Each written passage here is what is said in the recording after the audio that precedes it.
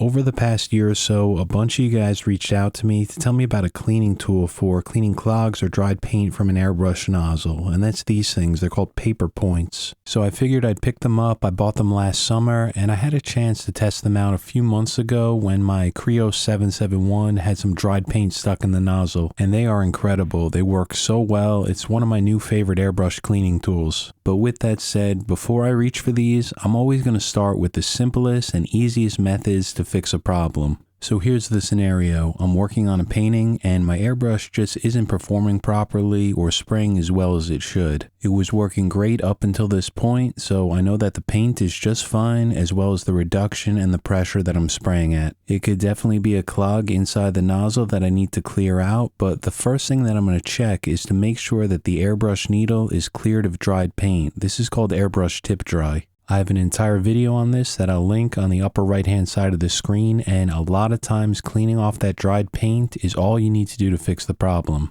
After I clean off that tip dry, if the airbrush is still not spraying properly, I'll move on to step number 2. And this is another very simple one. I'll take some of this airbrush cleaner and then pour it into the paint cup. I'll give it a few quick sprays to get that cleaner into the airbrush nozzle, and then I'll let it sit there for a few minutes, maybe 5 minutes or so. Then I'll bump up my pressure on my compressor to around 35 to 40 psi and spray out all of that cleaner. And honestly, like 90% of the time, this fixes the problem. That small clog gets cleared out and I can get right back to painting, but other times it's not that simple. This is when I'd move on to step number 3, which is using those paper points to clean the nozzle. It's what happened to me a few months ago using this airbrush. I cleaned off the tip dry, I flushed it out multiple times with airbrush cleaner, and it was still acting up. What I noticed was that the airbrush was spraying a lower volume of paint, and then I had to pull farther back on the trigger to initiate that paint. I also tested the airbrush by spraying water only, and the same problem persisted. So I was pretty confident that something was clogged inside the nozzle, and this is usually just a bit of dried paint.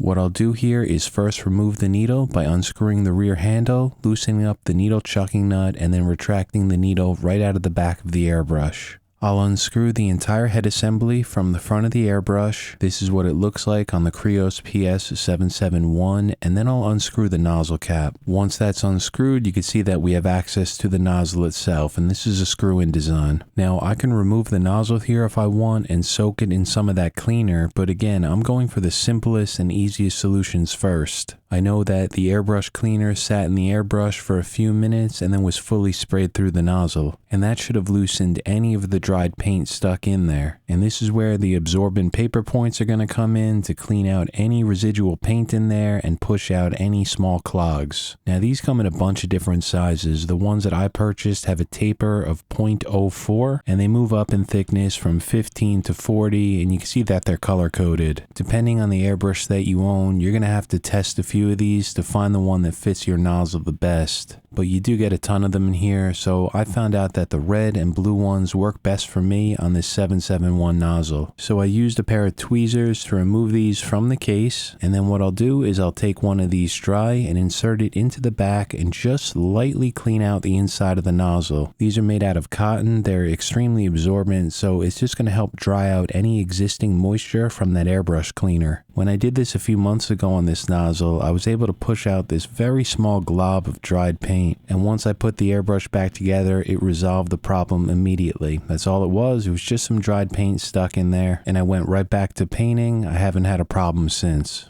Another great way to use these paper points is to first wet them with some cleaner. I only use water-based paints in my airbrush, and I found that this airbrush cleaner works very well. I'll use one of the thicker paper points for this to absorb plenty of that airbrush cleaner. Then I'll take this wet paper point, insert it right into the back of the nozzle, and just rotate it a few times to help get that cleaner around. I'll take out a new and dry one from the box, and then use that to absorb any of the cleaner from the nozzle. I did this twice with the dry paper points, and by the second one, all of that cleaner was fully removed. The inside of the nozzle was completely dry. What I really love about these things is that they're very smooth and they have no stray cotton fibers that might get stuck in the nozzle. And hopefully I don't need to use them that often. Again, I bought them last summer and I only needed to use them once during that time and then again to make this video. So before I wrap this one up, just a reminder to start with the simplest solutions first before moving on to breaking anything down and manually cleaning out that nozzle. More often than not, it's actually just tip dry that's causing the spray problems with your airbrush, especially if you use water-based paint like I do. Over the years, what I notice is that what I usually think is a clog is usually just some dried paint on the end of the needle, so you want to stay on top of cleaning that tip dry off. Spray plenty of cleaner through your airbrush into a spray out pot, and if that doesn't work, then it's on to using those paper points from me. And I just want to say that using these things is not going to be part of my daily, weekly, or even monthly cleaning procedure. I'm only going to be using these paper points if I absolutely need to use them. I keep all of my airbrushes clean with a very simple procedure that I use between color changes that takes like 10-15 seconds, and then a process at the end of the day which only takes a few minutes, and if you want to see that, I have a link on the upper right hand side of the screen for that video. So that's it for this week's video. It's an awesome little cleaning tool that's very effective and it's not going to cause any harm to a delicate airbrush nozzle. I hope that this video was helpful. I wish all of you guys the very best in your paintings. I will see you back here next week. Before I go, I just want to thank and welcome the newest channel members this week. That's Dave C, Sean H, and Magtor. Thank you guys so much. Welcome to the channel, and a huge thank you to the very generous support of the current channel members that's scrolling up on the screen right now. Take care, everyone. Be well. I'll see you back here next week.